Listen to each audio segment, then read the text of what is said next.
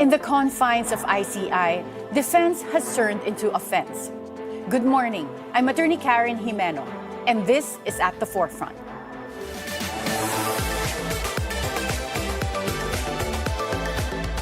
Former House Speaker Martin Romualdez finally broke his silence, denying his hand in the Bicam deals that fed the corruption tale. He pointed to others, claimed distance from power, and in doing so, rewrote the script of accountability. Did the former speaker reveal the truth or reinvent the truth to survive the storm? Lawyer and political vlogger, Attorney Jesus Falcis joins us this morning. Good morning, Attorney Jess. Good morning, Attorney Karen. It's nice to be back. And it's nice to have you back again. Yay. So, sa iyong recent na post, sabi mo, ginawang depensa ni former Speaker Martin Romualdez ang pagbato ng sisi kay Senator Chis Escudero. What do you mean by that? Well, first of all, he had to defend himself first. No? So, it's publicly stated naman. He publicly stated that he had no hand in the Bicam. Yun yung pinaka-consistent defense ni former speaker. And fortunate for him, maybe baka yun yung reason bakit yun yung defense na pinipili niya. Talagang wala kasing malilink sa kanya sa Bicam or sa small committee. We have many noisy advocates, for good or for bad, no? Si Congressman Toby Chanco, di ba, mentioning things like the small committee. Mm-hmm. And many anti-corruption advocates rightfully raising the flag against the Bicam. Ako, I hate the Bicam. It's necessary evil, but it's an evil in a presidential system, no? Yung Bicam, it's undemocratic. Mm-hmm. But and for those listening, yung Bicam is composed of who? The Bicam first, Attorney Karen, di ba? The regular Bicam is composed of a House delegation and a Senate delegation. It can be as big as like 12 congressmen and 12 senators, generally. But it can go a bit more or less than that. And that would usually include the chairman of the committee that handles the bill. It's not just the budget naman na may Bicam. It's a necessary evil because you have two chambers, the House and the Senate. You have to reconcile the versions. Kaya may Bicam. But ang problem kasi sa Bicam, even in Supreme Court decisions na nababasa natin, Attorney Karen, di ba? Even in non-budget laws, may mga amendments or may mga provisions na pinapasok sa batas that was not debated in the lower house or debated in the Senate. Yeah. So you're saying kino-concentrate yung power in the hands of a few people? Na hindi transparent, na walang debate, undemocratic. But can Speaker Martin Romualdez really say na wala siyang kinalaman doon sa Bicam insertions, considering he is the Speaker of the House at the time when the insertions happened? Yes. Ang ano dyan niya, corroborative or reinforcement sa kanyang sariling testimony is si Senator Grace Poe. Because si Senator Grace Poe, as the finance chair, which is the equal counterpart ni Zaldico, we're not looking at Senator Grace Poe, di ba? No one's vilifying her. No one's calling for her head, unlike Zaldico. But she has the equal power as Zaldico. Because siya, finance chair. And she testified at the ICI, si Senator Grace Poe, that she had no hand in the insertions or she had little or minimal role. Si Senator Grace Poe to. But there was some findings that si Senator Grace Poe, when they looked at the amount of insertions, siya isa sa, I think she pinakamataas, 11 billion compared to the other. Yes, compared to the other senators. So I'm not sure on that, no, because from the insertions, it also depends on what insertions are we talking about. Kasi may debate about amendments versus insertions. Ako specifically, I'm only looking at Bicam insertions and the post-Bicam insertions, which is the worst, no? May tinatawag, di ba, na ham and cheese insertions. Ang alam ko doon, I'm not sure about Senator Grace Poe, but ang alam ko, 12 billion in insertions went to Bulacan. 9 billion in Sorsogon. Okay. So, may mga nagsasabi ng part ng small committee, si Speaker Martin Romualdez. 4 lang daw ito. So, ang sinasabing 4 na tao doon is Speaker Martin Romualdez, Zaldico as the chairman of the Committee on Appropriations, Senate President Chis Escudero, and Grace Poe as the chairperson of the Finance Committee ng Senate. So, kung ganon, ito bang 4 na to dapat ang maimbestigahan? Well, And can they really claim na wala silang kinalaman doon sa kinalabasan ng 2025 budget? They are already being investigated. That's why they are invited or were invited by the ICI. No? Nauna na dyan si Senator Cheese tsaka si Senator Grace Poe. So ito nga, kay Congressman Martin Romualdez now, he's banking on the fact that Senator Grace Poe previously testified na wala siyang kinalaman. And nobody disputed that, even publicly. Sa media, Senator Cheese did not say, no, that's not true. Senator Grace Poe was active, Senator Grace Poe had a hand, Senator Grace Poe was part of the Bicam, the small committee. Senator Cheese Escudero was not saying that. And most senators, no, and most insiders kasi would agree that Senator Grace Poe was indeed sidelined. She would not say that, no. Ang sabi lang niya, she had no hand or role in Okay, the so that's with insertions. Senator Grace Poe. But then what about the other three? That's Congressman, we're just talking about first si Cong Martin Romualdez. He's banking on because there's a previous testimony saying she's not part. Yun din yung kanyang defense. So parang I had ang no part. pinapalabas nila ngayon or ni Speaker Martin is that ang primarily nag-move na kinalabasan ng 2025 budget natin were because of Senate President Cheese Escudero and Congressman Zaldico. It seems so. So hindi lang small committee, it's the smallest committee. But is that tenable, in your opinion? Tenable if, I think, hindi niya sasabihin to, no? He hasn't said this publicly, but I think former Speaker Martin Romualdez, because he was the former Speaker, probably showed evidence then, like the CCTV footage where Senator Cheese Escudero went to the lower house on November 30, Bonifacio Day, a holiday, to visit the lower house. Ang sabi ni Senator Cheese, he was checking up on Senate staff. But of course, who would believe him na it's just to check up on Senate staff? Pero kapanipaniwala ba yun na speaker ka and ikaw ang naglagay kay Zaldico as the chairperson of the Committee on Appropriations and yet you are being bypassed or he's making decision calls that are not run by you, even consulted with you? I'm sure many people will not believe that. And I mean, they will be skeptical. And it's right to be skeptical of Speaker Martin, a former Speaker Martin. Pero yun nga, he's just banking on that defense because he has an advantage eh. Yun ang problema ni Senator Cheese as a former Senate President. On paper, he's a signatory because he broke tradition or precedent. Si Speaker Martin, he's banking on, wala talaga yung pangalan daw niya. Hindi daw siya pumirma. Hindi lang sa hindi siya pumirma, Attorney Karen, wala yung pangalan niya as a signatory dapat. Kasi nga, traditionally, the Senate President and the House Speaker, they're not or should not be part of the Bicam.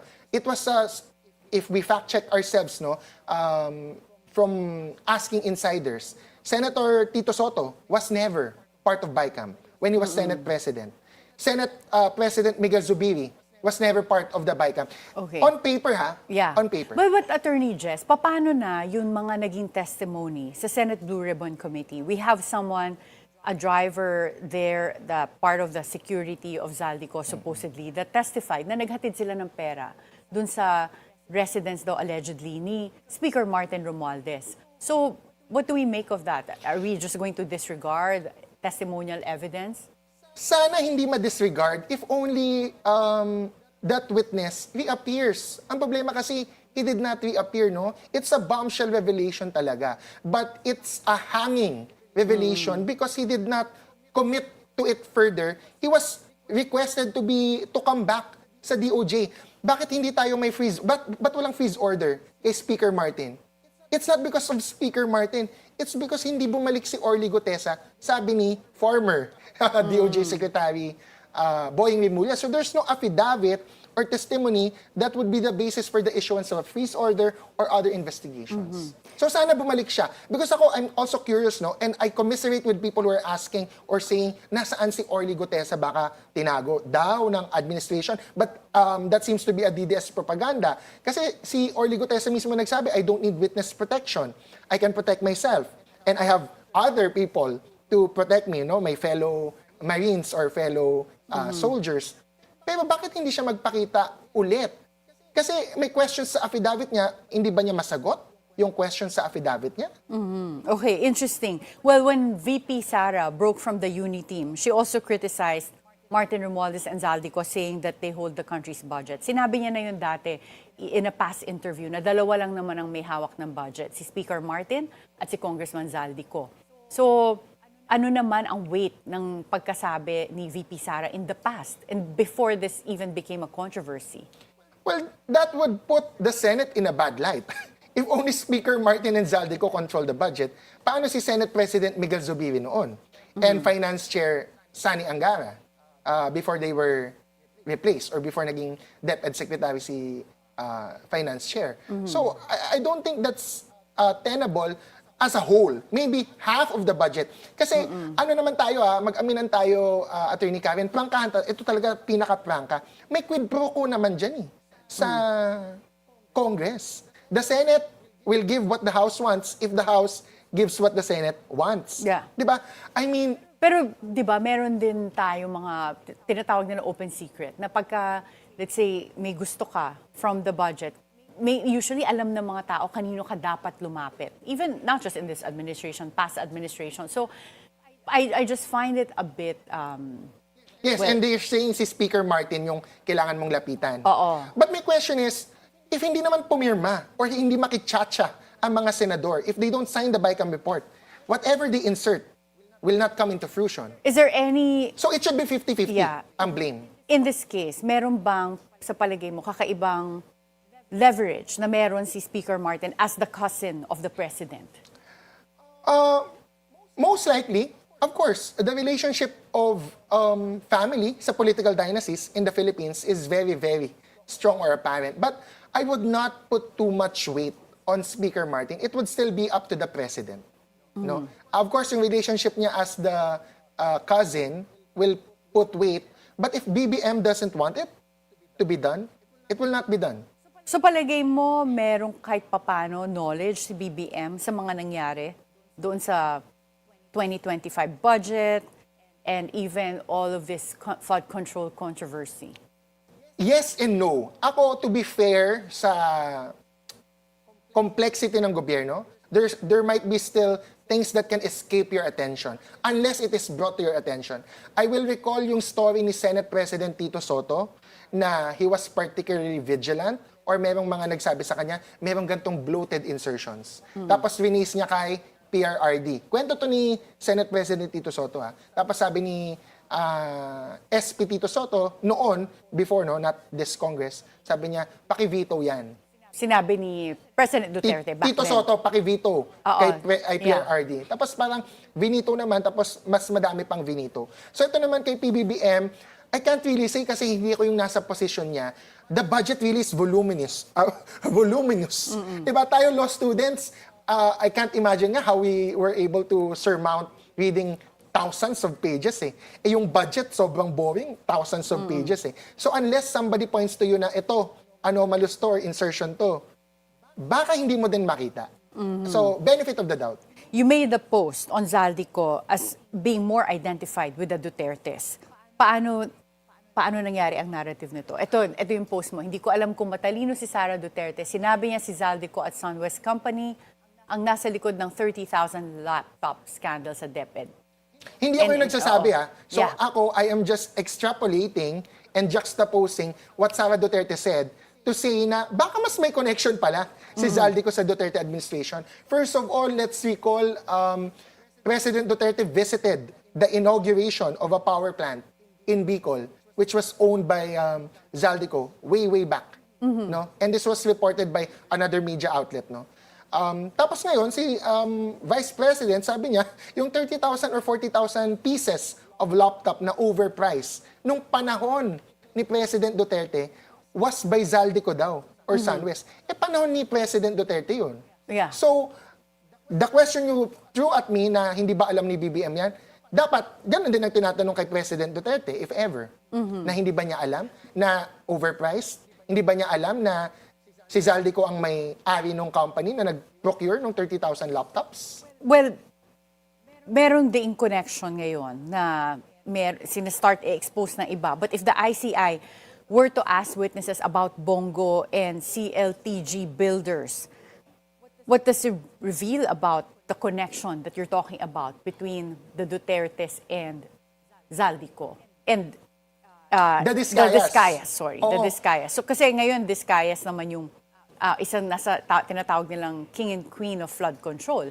Pero kung meron din connection kay Bongo, then perhaps ito rin yung sinasabi mong connection with Zaldico relates more to Bongo, not necessarily to Sara Duterte, but yes, under the Duterte administration. I don't see so far the connection of Zaldico with Bongo, no? Ang magiging connection dyan, the Discayas with Bongo. And by extension, President Duterte, because Bongo is like his alter ego talaga eh. Diba? If Bongo knows that, President Duterte should know that. Because parang they really report everything to each other, diba?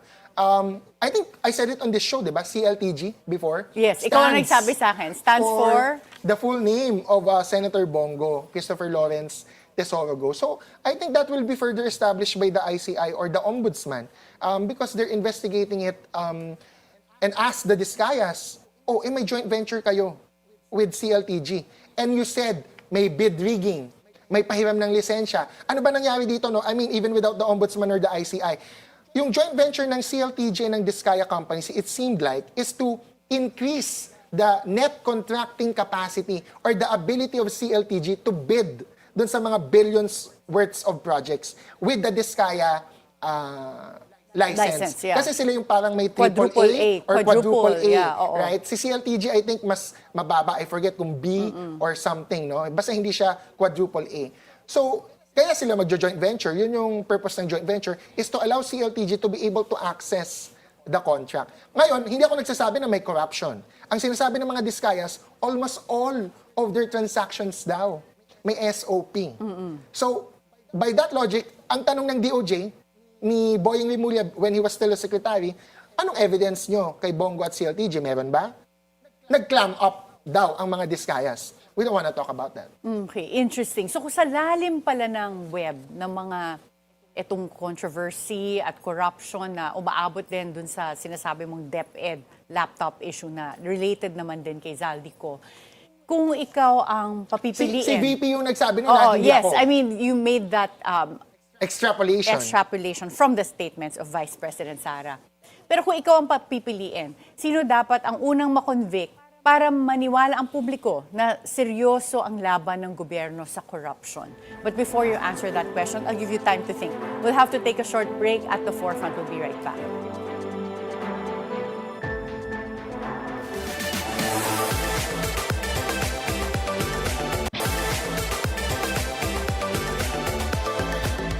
Welcome back at the forefront. Attorney Jess, kung ikaw ang pipiliin, sino sa palagay mo ang dapat na unang makonvict para maniwala ang publiko na seryoso ang gobyerno dito sa laban nila sa corruption? Akin kahit sino unang makonvict makasuhan muna, no? Kasi the people are so tired of waiting. Parang it's more than a month. Wala pa parang nakikitang fruitful results. And then syempre mas nagkaka-doubts sa ICI na is it really a paperless tiger nga pala? Kasi ayaw na pala ng Discayas mag-appear. Hindi mo naman makontempt. Diba? Tapos may mga allegations, nag-walk out daw yung isang senador, this and that. Hindi kasi transparent yung hearings, no? So the government should just really show that there will be people who will be held accountable at hindi lang scapegoats. Kasi si Napoles, although she is a big fish, kaya hindi siya naging state witness, walang politician, walang politiko na who was held accountable and made to pay for their quote-unquote crimes. Kay Napoles, yun lang yung gusto natin ngayon na hindi lang Discayas maging scapegoat, hindi lang yung mga DPWH engineers maging scapegoat, but the proponents, the masterminds, who are the elected officials and the well, apparently, they take the chunk of the money, right? Pagka may insertion sila or kahit ni insertion, lagay nila sa NEP, 25 to 30% daw. So, sa akin as a lawyer, pag sinabi mo who's the most guilty, of course, those who benefited the most. And, mathematically. Oo, di ba? But ngayon, sinabi ni ICI, Commissioner Babe Singson, former DPWH Secretary, na meron ng smoking gun sa flood control corruption. Sa tingin mo, ano tong smoking gun na ito? Hindi pa ba enough yung mga naging testimony ng mga Discaya, naming certain congressmen, Bryce Hernandez, naming mga senators, pati si Henry Alcantara, and Undersecretary Bernardo. Undersecretary Bernardo even said kanino niya dinideliver yung pera. Hindi pa ba enough na smoking gun yun?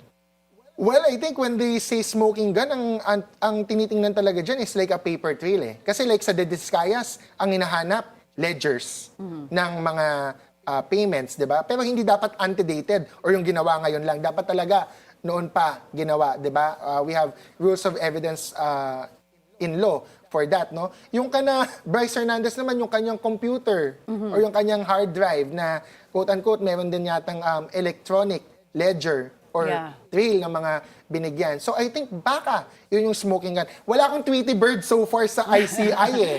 Palagi mo ba dapat i-publiko na nila yung kanilang proceeding? Isa-publiko na nila? To be fair naman sa kanila, it's really a hard choice because on the one hand, you have to satisfy the public, which is naturally angry. And that's understandable din. But on the other, syempre yung reason na not making it live stream or public is because you don't want to give a heads up to the people that you're going to file cases against and ano yung fina-fact find mo or bina-background check mo, no? So, baka ganun. Kasi they're still doing case build-up. Kaya kailangan medyo secret muna. Okay. Well, nagkaroon ng lookout bulletin na request ang ICI recently against 19 individuals. So this was a request of immigration lookout bulletin. Dito sa listahan, sino dito yung in-expect mo at kanino ka nagulat? Someone that stood out to me was Art Atayde because hindi naman siya government official but he is the dad of Arjo Atayde. Yan yung nakakagulat. Yung expected, of course, is former USEC, now Congresswoman, or then Congresswoman Mitch Cahayon kasi sinabi na yan ni USEC Roberto Bernardo yata or District Engineer Henry Alcantara. I'm forgetting a bit who mentioned her, no? Hindi din ako nagulat sa District Engineers ng Quezon City because si Senator Risa Ontiveros tsaka si Mayor Joy Belmonte medyo pounding on that issue. And sana nga ma-follow up yan. Yan ang nakakainis na walang Blue Ribbon Committee hearings because unlike sina Henry Alcantara, Bryce Hernandez, hindi natin napupukpok itong mga DEs sa Quezon City. Yung kay Mr. Art Atayde, no, yun nakakagulat kasi nga tatay siya, hindi naman siya politiko. I don't recall ano yung except ito lang yung what I recall that could implicate him, no, kaya siya baka sinama is because the Discayas allegedly mentioned na parang nagpapautang sila or sinisingil nila yung utang ni Congressman Arjo Atayde at tinext din nila yata yung tatay, which is Art Atayde na isole, quote-unquote, yung 60 million. Pero if you listen to it, and this is what I find weird, Attorney Karen, sorry sa media, medyo prangkahan, hindi din siya masyado na cover ng media, except one showbiz media outlet na sabi ng mga Discayas, humingi sila ng 60 million as tulong kasi tinetesting daw ni Pacifico Discaya sinong mga congressman ang tutulong in their time of need. Kasi kailangan daw nila for lawyers, for PR, hindi na daw nila ma-access yung ibang pera. This is in the Senate Blue Ribbon medyo sa dulo na nung hindi ko hearings. narinig to. There is one media outlet that reported it, but showbiz. I'm not sure if I can name, but people can Google it. Just the keywords, Arjo Atayde 60 million, Discaya, no? Sa akin, it can go both ways. Sinisingil mo ba yung utang because SOP or ine-extort mo yung congressman? But how are you in a position to extort kung wala namang utang sa'yo or wala kayong transaction in the past, diba? You can't just like text out of the blue. Well, so, I have Tweety Birds here, no? Sa Quezon City, yung mga congressmen who were implicated, according to my Tweety Birds, all of them were texted and asked for money. 60 million from Congressman Arjo Atayde for help, quote-unquote. 50 million initially, naging 100 million from former Congressman Marvin Villo. Tinext din daw ng mga Discayas. And then si Kong PM Vargas, I think was texted for, asked for 30 million or 50 million. I forget. And then kay Congresswoman Marivic Copilar, she was also asked, I forget the amount, or it wasn't stated to me what the amount was. And all of them did not give. Okay. So, kanina pinag-uusapan kasi natin yung link ni Zaldico sa laptops naman sa DepEd. What's your take na sinabi ni Vice President Sara Duterte na gumastos siya ng confidential funds to investigate Zaldico and DepEd laptops? Una, why is she only saying that now? Kasi if she did spend confidential funds before, it has been already a year since I think she resigned or she's not anymore DepEd Secretary. bakit hindi niya pineskon yan or sinabi sa tao na may taong pangalan, Zaldico, congressman, involved sa laptop scandal nung panahon ng tatay ko. One, di ba? But second, yun nga, panahon ng tatay niya yun. So, why would you only say it now? Unless baka hindi niya nga alam and she wants to find out because naging secretary siya ng DepEd, no? Yes, and if she Yeah. spent confidential funds, Yeah. una, I'm not even sure if that is the proper usage Oo. of confidential funds. Yeah. So, but interesting, no? Maybe this is another story that we should look out for. Interesting. But finally, since we're out Pero of time... I think ang Oo. nag-investigate ng confidential funds, no, yung binayaran niya, baka yung nag-investigate kay Zaldico is Mary Grace Piatos. Okay, Attorney Jess, last question. We're out of time. Do you think that makikita pa natin si Speaker Martin Romualdez in future ICI investigations, or is his denials sufficient that could exculpate him from this issue? I'm not sure if this was publicly reported, no, parang nabasa ko na. If not, according to my Tweety-Bird, he will be invited again to the ICI. But Senator Chis Escudero and Senator Grace Poe will also be invited again. Okay. Because yung small Bicam or big Bicam ang tinatanong eh. Interesting. Okay, so we hope to get more updates from you, Attorney Jess, as this investigation keeps moving forward. Thank you. The former Speaker's bombshell may have opened a new angle, but not necessarily the truth. Because in the story of budget insertions, what's exposed may not be what's honest. And until accountability finds its voice, the real story remains between the lines. Be timely informed, be insightful of the news. Always stay at the forefront. Join us again tomorrow for conversations on issues that matter. Before we part ways, Bilyonaryo News Channel is inviting our dear viewers to help those affected by the recent earthquakes in Cebu and Davao. You may send your donations through the Tulong Abante Drive. Just scan the QR code and any amount will go a long way. Again, this is Attorney Karen Jimeno, thanking everyone for spending your morning with us.